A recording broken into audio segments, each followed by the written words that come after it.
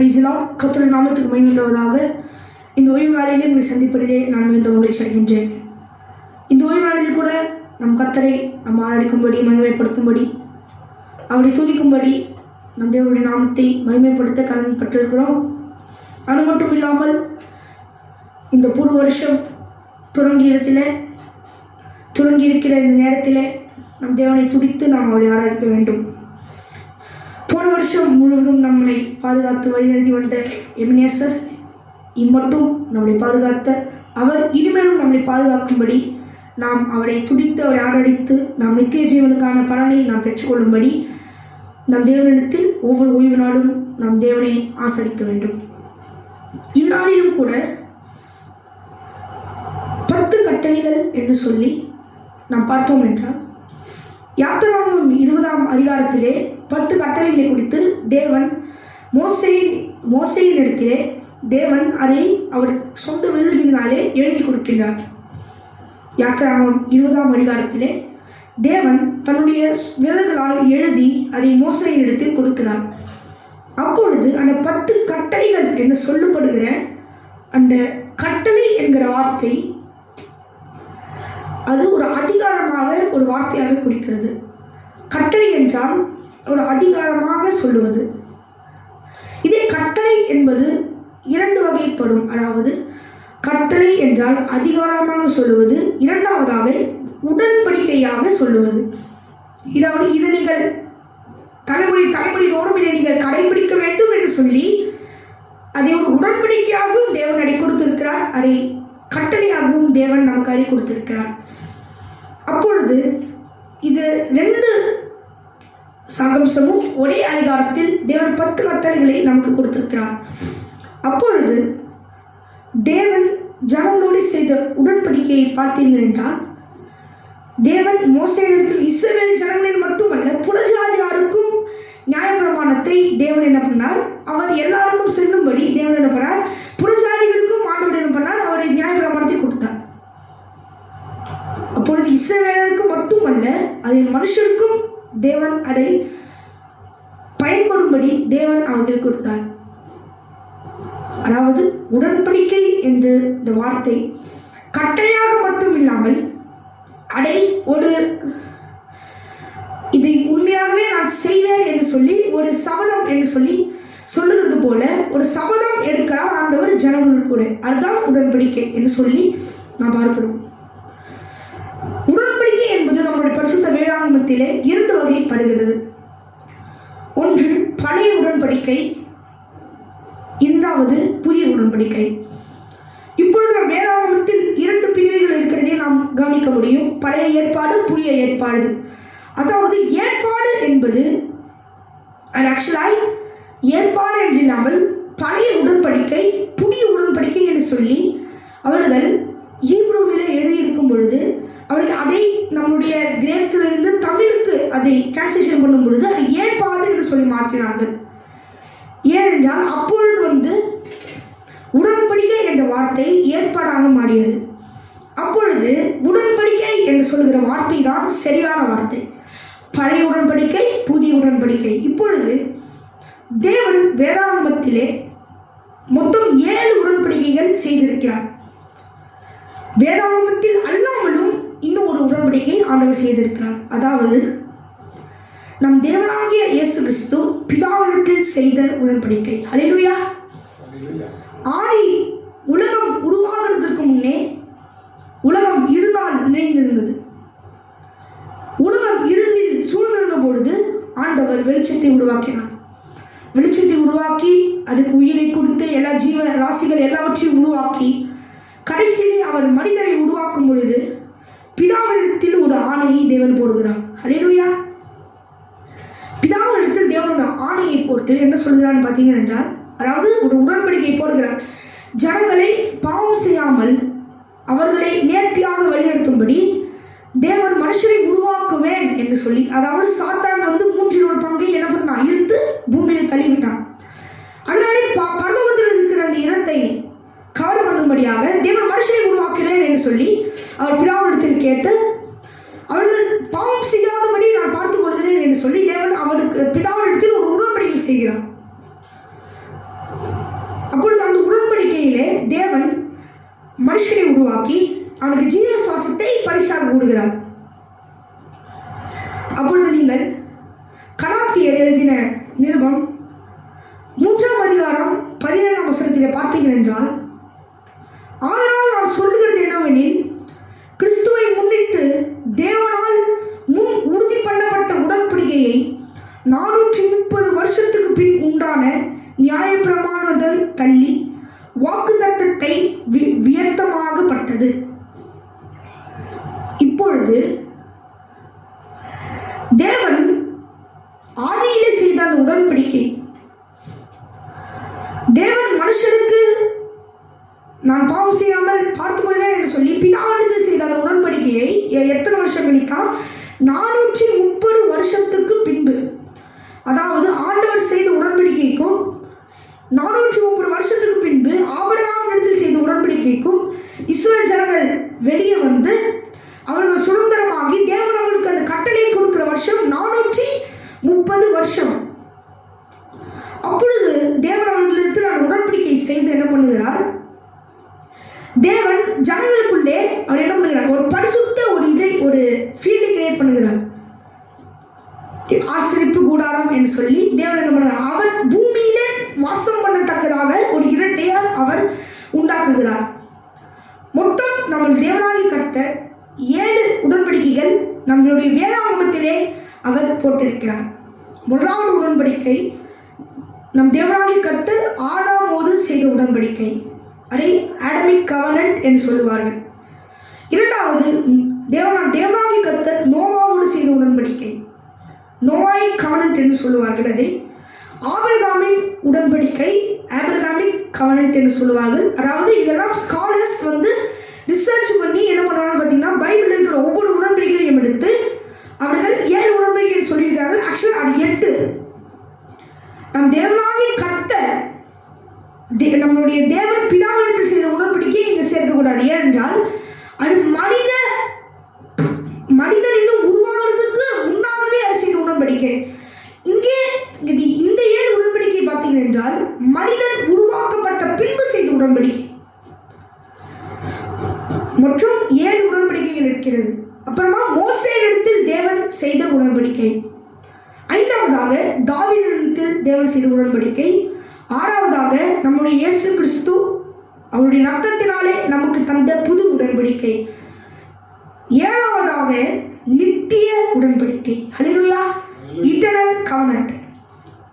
ஏன் அது நித்திய உடன்படிக்கை என்று சொல்லப்படுகிறது என்றால், இது வந்து இந்த 6 உடன்படிக்கைகளும் நடந்தேறிவிட்டது. இந்த 7வது உடன்படிக்கை இதுக்கு மேல் நடக்க போகிற உடன்படிக்கை. ஹல்லேலூயா. இந்த 6 உடன்படிக்கைகளும் நிறைவேறின உடன்படிக்கைகள் என்று சொல்லி நான் வேதாகமத்திலே ஒவ்வொரு படிப்படியாக நாம் பார்த்தோம் என்றால், இயேசு கிறிஸ்து வரைக்கும் அவர் புதிய உடன்படிக்கை செய்து இப்பொழுது ஆண்டவராக இயேசு கிறிஸ்து வந்து அவர் நித்திய உடன்படிக்கையை தேவன் போடுகிற வரைக்கும் இன்னும் 6 உடன்படிக்கைகள் அது நிறைவேறிவிட்டன. இப்போ 8வது உடன்படிக்கையாக ஆதியிலே செய்யப்பட்ட உடன்படிக்கை, ஃபர்ஸ்ட் கமாண்ட்மெண்ட், ஃபர்ஸ்ட் கவனன்ட் என்று சொல்லுவாங்க. ஆதியிலே முதலாக ஒரு கவனன்ட் என்று சொல்லி பார்த்தீங்கன்னா, கவனன்ட் என்றால் கட்டளை, கட்டளை. இன்னொன்று அதுக்கு அர்த்தம் என்னன்னு பார்த்தீங்கன்னா உடன்படிக்கை. தேவன் கட்டளையாகவும் சொல்லுகிறார், அதை ஒரு சபதமாகவும் சொல்லுகிறார். இப்போ பார்த்தீர்கள் என்றால் கலாத்தியர் 3ஆம் அதிகாரம் 12 வசனத்தில் வாசிக்கிறோம் என்றால், ஆதலால் நான் சொல்லுகிறது என்னவெனில், கிறிஸ்துவை முன்னிட்டு தேவனால் முன் உறுதிப்பட்ட உடன்படிக்கையை 430 வருஷத்துக்கு பின்பு உண்டான நியாயப்பிரமாணத்தானது தள்ளி வாக்குத்தத்தத்தை வியர்த்த மாட்டாது. ஹல்லேலூயா. அப்பொழுது தேவன் செய்த உடன்படிக்கை, ஆபிரகாமோடு செய்த உடன்படிக்கை பார்த்தீர்கள் என்றால், தேவன் சொல்றார், உன்னை சபிக்கிறவர்களை நான் சபிப்பேன், உன்னை ஆசீர்வதிக்கிறவர்களை நான் ஆசீர்வதிப்பேன் என்று சொல்லி ஆபிரகாம் இடத்தில் ஒரு உடன்படிக்கை போடுகிறார். அது எப்பொழுது நடந்தது என்று பார்த்தீர்கள் என்றால், அந்த உடன்படிக்கை கட்டு 430 வருஷம் கழித்து இஸ்ரவேல் ஜனங்கள் அங்கே சினாய் மலையிலே தேவனுடைய கட்டளையை வாங்கும் பொழுது எத்தனை வருஷம் தள்ளி? 430 வருஷம் தள்ளி தேவன் அந்த உடன்படிக்கையை நிறைவேற்றுகிறார்.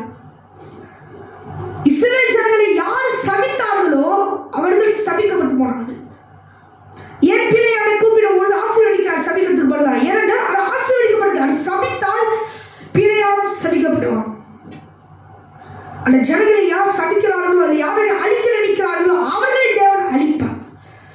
அப்பொழுது அந்த ஒரு இரண்டாவது உடன்படிக்கை, மூன்றாவது உடன்படிக்கையான ஆபிரகாமிடத்தில் செய்யப்பட்ட உடன்படிக்கை நம் தேவனாகிய கர்த்தர் நிறைவேற்றினார். ஹல்லேலூயா. நம் தேவனாகிய கர்த்தர் அதை ஆபிரகாமிடத்தில் செய்யப்பட்ட உடன்படிக்கையை இஸ்ரவேல் ஜனங்கள் மூலமாக நிறைவேற்றினார். இப்பொழுது ஆண்டவராகிய இயேசு கிறிஸ்து ஆதாமிடத்தில் என்ன உடன்படிக்கை செய்தார்? ஆதாம், ஹல்லேலூயா, ஆண்டவர் ஆபிரகாமிடத்தில் செய்த உடன்படிக்கை என்ன பார்த்தீங்கன்னா, நீ பெருக பண்ணுவேன் என்று சொல்லி, வானத்தின் நட்சத்திரங்களுக்கு என்னாக உன்னுடைய சந்ததி இருக்கும் என்று சொல்லி தேவன் அவரை ஆசீர்வதித்து அதை ஒரு உடன்படிக்கையாக தேவன் கொடுக்கிறார். இப்பொழுது ஆதாமிடத்தில் தேவன் செய்யப்பட்ட உடன்படிக்கை என்று பார்த்தீர்கள் என்றால், தேவன் எப்பொழுது மனுஷனுக்குள் பாவம் உருவானதோ, ஹல்லேலூயா, எப்பொழுது மனுஷனுக்குள் பாவம் உருவானதோ அப்பொழுது தேவன் என்ன பண்ணுகிறார்? ஒரு உடன்படிக்கை போடுகிறார். யார்கிட்ட உடன்படிக்கை போகிறார்? மனுஷனிடத்தில் உடன்படிக்கை போடுகிறார். அதாவது என்ன உடன்படிக்கை போடுகிறார்? சாபத்தை விடுகிறார். ஹல்லேலூயா. பிசாசு, அதாவது சர்ப்பத்திற்கும் உன் வித்துக்கும் அவள் வித்துக்கும் பகை உண்டாக்குவேன் என்று சொல்லி தேவன் என்ன பண்ணுகிறார்? ஒரு சாபத்தை கொடுக்கிறார். அதாவது சாத்தானின் மேல் அது ஒரு சாபமாக இருந்தாலும் அதை தேவன் மனுஷனுக்கு என்ன பண்ணுகிறார்? அதை ஒரு வகையான, எப்படின்னா, பாவத்திலிருந்து நாம் விடுபடுறதுக்கு பதிலாக ஒரு பனிஷ்மெண்ட் என்று சொல்லி தேவன் என்ன பண்ணுகிறார்? ஒரு கட்டளையாக, ஒரு உடன்படிக்கையாக தேவன் அந்த பனிஷ்மெண்ட் மாதிரி கொடுக்கிறார். இப்பொழுது எப்பொழுது மனுஷன் வெளியே வந்தானோ, ஏதேன் தோட்டத்திலிருந்து துரத்தடிக்கப்பட்டார்கள் 2 பேரும், ஆதாமும் ஏவாளும். இப்பொழுது தேவன் என்ன பண்றார்? ஆதியில செய்யப்பட்ட உடன்படிக்கை, ஹல்லேலூயா, என்ன உடன்படிக்கை பார்த்தீங்கன்னா 1 பேதுரு 1 20 அவர் உலக தோற்றத்துக்கு முன்னே குறிக்கப்பட்டவராய் இருந்து தமது மூலமாய் தேவன் மேல் விசுவாசமாய் இருக்கிற உங்களுக்காக இந்த கடைசி காலங்களில் வெளிப்பட்டார். ஹல்லேலூயா. இப்பொழுது தேவன் என்ன பண்ணுகிறார்? உலக தோற்றத்துக்கு முன்பதாக குறிக்கப்பட்டவராய் இருந்தார். அதாவது அதுக்கு முன்பாகவே இவர் தான் சொல்லி ஒரு குறிக்கப்பட்டவர். ஒரு எக்ஸாம்பிள் பார்த்தீங்கன்னா, இப்போ ஒரு கிளாஸ்ல ஒரு டீம் பிடிக்கிறாங்கன்னா, இந்த டீம்ல ஒரு டீம்ல 4 பேர்னா இந்த டீம்ல இத்தனை பேர் தான் என்று சொல்லி, இத்தனை டீம்ல இத்தனை பேர் இருக்கிறாங்க என்று சொல்லி ஒரு கணக்கை அவர் வைத்திருப்பார்கள். அதுபோல அவர் முன்பதாகவே முன்குறிக்கப்பட்டவராக இருந்து அவர் எப்படி வெளிப்படுத்துகிறார்? சாந்தமாக வெளிப்படுத்துகிறார். 2வதாக அவர் கர்ஜனையாக வெளிப்படுத்துகிறார். 3வதாக அவர் என்ன பண்ணுகிறார்? அவர் அடிக்கப்பட்டாலும் சுரணை இல்லாமல் போகிற ஒரு ஆட்டுக்குட்டியை போல, ஆட்டுக்குட்டி பார்த்தீங்கன்னா அடித்தால் கட்டி விட்டு போயிடும். அது எதுவும் நம்மளை முட்டாது, எதுவும் பண்ணாது. ஆனால் அதே நீங்கள் ஒரு மாடு எடுத்து போய் பண்ணுங்கல்ல, முட்டி நம்மளை சாகடிக்கிற அளவுக்கு முட்டி நம்மளை மோதிவிடும். ஆனால் ஆட்டுக்குட்டி மேலே கட்டி விட்டு அது ஓடிவிடும். ஹல்லேலூயா. அப்பொழுது ஆண்டவர் ஒரு ஆட்டுக்குட்டியின் ஒரு வடிவிலே தேவன் என்ன பண்ணுகிறார்? அவனை தனியாக பலியை கொடுப்பேன் என்று சொன்னதுக்காக தேவன் என்ன பண்ணார்? ஒரு ஆட்டை சாகடித்து அதன் மூலமாய் வஸ்திரத்தை உருவாக்கி மனுஷனுக்கும் மனுஷிக்கும் கொடுத்தார். அவருடைய பாவங்களை மூடுவதற்காக, ஹல்லேலூயா, அவருடைய பாவங்கள் நிவர்த்தி செய்யப்படாமல் போகாமல் இருக்கிறதற்காக தேவன் என்ன பண்ணார்? அவருடைய பாவங்களை மூடி மறைத்து இருக்காமல், அவர் என்ன பண்ணார்? அதை மறைத்து வைக்காமல், அதை அவர் வெளியரங்கமாக விடாமல் என்ன பண்ணார்? அதை மூடும்படியாக ஒரு வஸ்திரத்தை அவர் என்ன பண்ணார்? முதலான வஸ்திரம் தேவன் மனுஷனுக்கு கொடுத்துட்டு ஆத்துத்தோல். ஆடினுடைய fur is the first dress made by man, made by God, given to man.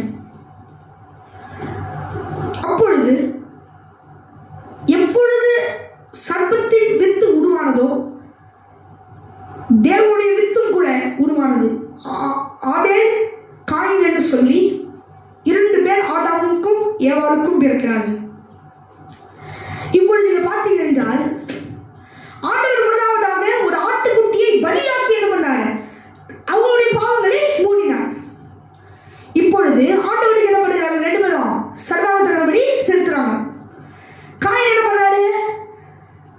Vegetables அதெல்லாம் தூக்கி வந்து வைக்கிறாரு. இதை ஏற்றுக்கோங்க ஆண்டவரேன்னு சொல்லிட்டு.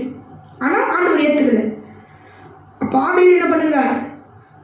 அவர்கள் கிட்ட இருக்கிற ஆடுகளிலே பிரதானமானவரை எடுத்து, பிரதானமான ஒரு ஆடாய் எடுத்து அவர் என்ன பண்ணுகிறார்? அதை பலியிட்டு தேவனுக்கு சர்வாங்க தகன பலியை கொடுக்கிறார். அப்பொழுது இந்த சர்வாங்க தகன பலி முதலாக செய்யப்பட்ட அந்த ஒரு சர்வாங்க தகன பலிக்காக தேவன் இதை பரிசாக கொடுத்து, இதன் மூலமா தேவன் என்ன பண்ணாரு? ஒரு இதை வெளிப்படுத்துறாரு. என்னன்னு பார்த்தீங்கன்னா சாந்தம். ஆட்டுக்குட்டி என்ன பண்ணாலும் சாந்தமாக இருக்கும், வேகம் பண்ணாது.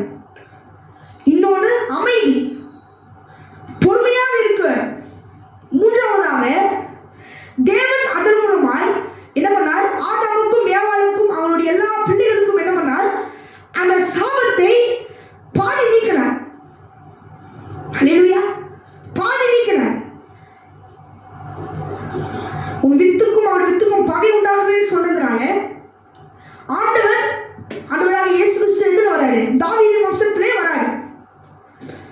இப்போ யாருக்கு சண்டை? ஆண்டவராக இயேசு கிறிஸ்துக்கும் லூசிபர் சாத்தானுக்கும் சண்டை. ஏன் சண்டை உருவாச்சு? ஆவியில் தள்ளப்பட்டவன் அவன் வேற. இங்க சர்வமாக பூந்து வந்து ஏமாத்தன பாத்தீங்களா? அவனை தான் ஆண்டவர் சபிக்கிறார். இப்போ சபித்தவனுக்கும் அவள் வித்துக்கும், அதாவது வித்து என்பதை ஆண்டவர் ஒரு ஆட்டுக்கு என்ன சொல்றாரு? ஆண்டவர் அதை ஒரு எக்ஸாம்பிள் சொல்றாரு.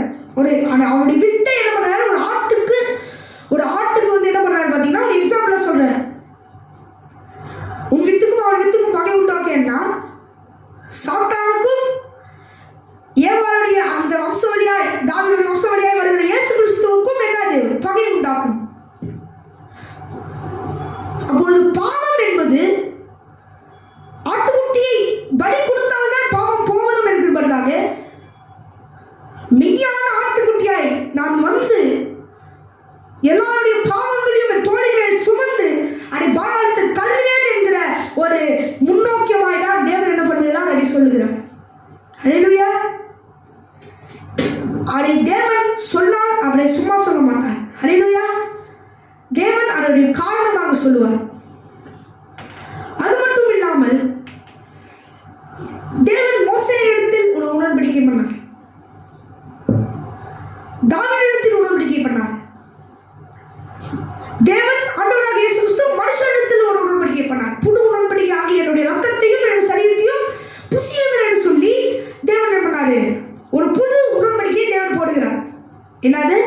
என்னுடைய ரத்தத்தின் மூலமாகவும் ஆட்டுக்குட்டியை சாவடிக்கிறார் சின்னப்பட்ட அந்த ரத்தம், ஆபேல் கொல்லப்பட்ட போது அவனுடைய சின்ன அந்த ரத்தம் அவனுடைய பரலோகத்தில் எட்டெழுதினாலே உயிர்கள் போவது போல மெய்யான ஒரே ஆட்டுக்குட்டியாக இறங்கி வந்து தேவன் என்ன பண்ணுகிறார்? அவர் எல்லா பாவங்களையும் சுமந்து தீர்க்கும் தேவ ஆட்டுக்குட்டியாக இறங்கி வந்து எல்லா மனித குலத்திற்கும் இருக்கிற பாவங்களை அவர் வெளியே நீக்கினார். ஹல்லேலூயா. 1 கொரிந்தியர் 8:6 பிதாவாகிய ஒரே தேவன் நமக்குண்டு, அவராலே சகலமும் உண்டாயிருக்கிறது, அவருக்கென்று நாமும் உண்டாயிருக்கிறோம். இயேசு கிறிஸ்து என்ற ஒரே கர்த்தரும் நமக்குண்டு, அவர் மூலமாய் சகலமும் உண்டாயிருக்கிறது, அவர் மூலமாய் நாமும் உண்டாயிருக்கிறோம். ஹல்லேலூயா. இதில் ஆண்டவர் என்ன சொல்கிறார் என்றால், பிதாவாகிய ஒரே தேவன் நமக்குண்டு. பிதா என்பவர் ஒரே தேவன், அவராலே சகலமும் உண்டாயிருக்கிறது. ஹல்லேலூயா. இந்த உலகம், எல்லா சந்திரன் எல்லாவற்றையும் தேவன் அவராலே உண்டாயிருக்கிறது, அவருக்கென்று நாமும் உண்டாயிருக்கிறோம். நாம் எதுதான் உண்டாக்கப்பட்டோம்? பரலோகத்திலே சாத்தான் 3 பங்கை என்ன பண்ணான்? பூமியில விலத்தள்ளிவிட்டான். அந்த இடத்தை கவர் பண்ண தேவன் பண்ணுகிறார். நம்மளை தூதர்களுக்கு அவன் யாரை இழுத்தான்? தூதர்களையும் இழுத்துட்டான். அப்பொழுது தேவன் என்ன பண்ணுகிறார்? நம்மை ஒரு தூதர்களுக்கு சமமாய் பரிசுத்தமான மகா ஹோலிஸ் ஆஃப் ஹோலிஸ். ஹல்லேலூயா. ஆண்டவர் சொல்றாரு இயேசு கிறிஸ்துவை தூதருக்கும் சிறிதாக்குகிறார் பூமியிலே. அப்பொழுது தூதர்கள் என்பது ஒரு மகா பரிசுத்தமான ஒருவர். ஹல்லேலூயா. காபிரியேல் தூதர், மிகாவேல் தூதர் என்று சொல்லி நிறைய தூதர்கள் இருந்தாலும் அந்த தூதர்களுடைய இடத்தை ஏன் ஆண்டவர் நமக்கு கொடுக்க விரும்புகிறார்? ஏனென்றால் அவர் நமக்காக இறங்கி வந்து பாவங்களை நமக்காக தீர்த்து விட்டிருந்தாலே நாம் இதுக்கு மேல் பரிசுத்தமாய் வாழ்ந்து அவர் நமக்கோடு செய்த உடன்படிக்கையை நாம் கவனம் பண்ண வேண்டும். ஹல்லேலூயா. இயேசு கிறிஸ்து உலகத்துக்கு வந்தார். ஹல்லேலூயா. அதில் பார்த்தீர்கள் என்றால் இயேசு கிறிஸ்து என்னும் ஒரே கர்த்தர் நமக்கு உண்டு. அதாவது கர்த்தர் நம்முடைய பாவங்களை சுத்தமாக்குறதுக்காக இயேசு கிறிஸ்து என்ற ஒரே ஆட்டுக்குட்டி நமக்காக கொடுக்கப்பட்டார். ஹல்லேலூயா. அவர் மூலமாய் சகலமும் உண்டாயிருக்கிறது. ஹல்லேலூயா. இந்த டிவி, ஃபேன், இந்த எல்லா எலக்ட்ரானிக் ஐட்டம்ஸ், உலகத்தில் இருக்கிற எல்லா கண்டுபிடிப்புகளும், பூமி, சந்திரன், சன், மார்ஸ், மெர்க்குரி, எந்த பிளானட் எந்த இருந்தாலும் அது எல்லாமே யாருக்கு? ஒரே ஒருத்தருக்கு சொந்தமாக இருக்கிறது. யார்? பிதாவாகிய தேவன். இந்த ஆண்டவர் என்ன பண்ணாரு? மற்றும் 3 உடன்படிக்கைகளை தேவன் செய்ததை இன்றைக்கு நாம் பார்ப்போம். ஹல்லேலூயா. ஆதியில் செய்யப்பட்ட முதலாவது உடன்படிக்கை, இரண்டாவதாக ஆதாமோடு செய்த உடன்படிக்கை, மூன்றாவதாக தேவன் மோசேயிடத்தில் செய்த உடன்படிக்கை என்று சொல்லி நோவாவோடு செய்த உடன்படிக்கை என்று நாம் பார்த்தோம். ஹல்லேலூயா. இப்பொழுதும் கூட நாம் அநேகம் உடன்படிக்கைகளை நாம் செய்கிறோம் உலகத்திலே. ஆனால் அதை கடைபிடிக்கிறதுக்கு நம்மால் முடியுமோ முடியாதோ என்று சொல்லி ஒரு தயக்கம் இருக்கும். ஹல்லேலூயா. ஆனால் நம்முடைய தேவனாகிய கர்த்தர் நமக்கு செய்த உடன்படிக்கையை நாம் எந்த ஒரு டிலேவும் இல்லாமல் நாம் அதை செய்ய வேண்டும். ஹல்லேலூயா. ஓய்வு நாளை ஆசரிக்க வேண்டும் என்று சொல்லி தேவனோட கட்டளையாக நமக்கு கொடுத்தார். ஒரு உடன்படிக்கையாக தேவனோடு கொடுத்தார். அதனாலே பழைய ஏற்பாடு ஒழிந்து விட்டு பழைய ஏற்பாடு இல்லை என்று சொல்லுது. அது ஒரு புதிய உடன்படிக்கையாக தேவனிடம் வரார். புதிய ஏற்பாட்டில் தேவன் அதை திரும்பவும் தேவன் அதை கொண்டு வந்தார். அதனால் நாம் ஓய்வு நாளை ஆசரிக்க வேண்டும். ஓய்வு நாளை நாம் ஆசரித்து அதை மகிமையோடு நாம் தேவனுடைய நாள் என்று சொல்லி நாம் அந்த நாளை தேவனுக்கு என்று குறிப்பிட்டு நாம் எந்த ஒரு மனுஷனுடைய வேலையும் செய்யாமல், எந்த ஒரு பிசினஸ், எந்த காரியம் செய்யாமல் அவருக்கு ஏற்று அந்த ஒரு நாளை நாம் ஒதுக்க வேண்டும். ஹல்லேலூயா. ஹல்லேலூயா. அவருடைய உடன்படிக்கை நம்மை ஆழ்ந்துவிடும். அவர் மனுஷனோடு செய்த உடன்படிக்கை மட்டும் இல்லாமல் நம் ஒவ்வொரு நாளும் நாம் தேவனிடத்தில் உடன்படிக்கை செய்ய வேண்டும். ஹல்லேலூயா. அவர் நமக்கு செய்கிறாரோ இல்லையோ, ஆனால் நாம் அவரிடத்தில் உடன்படிக்கை செய்து அதை நிறைவேற்ற வேண்டும். ஹல்லேலூயா. இந்த ஓய்வு நாளில் கூட உடன்படிக்கையை குறித்து நாம் தியானித்தோம். ஹல்லேலூயா. 3 உடன்படிக்கை குறித்து நாம் பார்த்தோம். முதலாக செய்யப்பட்ட உடன்படிக்கை, ஆதாமோடு தேவன் செய்த உடன்படிக்கை, மோசேயிடத்தில் செய்யப்பட்ட உடன்படிக்கை, அப்புறமாக ஆபிரகாமிடத்தில் செய்யப்பட்ட உடன்படிக்கை என்று சொல்லி மொத்தம் 4 உடன்படிக்கைகள் குறித்து நாம் இன்றைக்கு பார்த்தோம். ஹல்லேலூயா. அடுத்த ஓய்வு நாளிலே நாம் 5, 6, 7, 8 என்று சொல்லி அந்த மீறி 4 உடன்படிக்கைகளை குறித்து நாம் பார்க்கலாம். ஹல்லேலூயா. இப்பொழுதும் கூட இந்த ஓய்வு நாளிலே நாம் தேவனை தினமும் நாம் ஆராதிக்க வேண்டும். நாம் தினமும் மகிமைப்படுத்த வேண்டும். ஆனால் இந்த ஓய்வு நாளிலே நாம் தேவனை இன்னும் அதிகமாய் கான்சன்ட்ரேஷன் செலுத்தி நம் தேவனை நாம் துடித்து ஆராதிக்கும் பொழுது தேவன் நமக்கு நித்திய ஜீவனை கொடுத்து நம் தேவன் நம்மை ஆசீர்வதிப்பார். ஹல்லேலூயா. கர்த்தர் உங்களை ஆசீர்வதிப்பாராக. ஆமென், ஆமென், ஆமென்.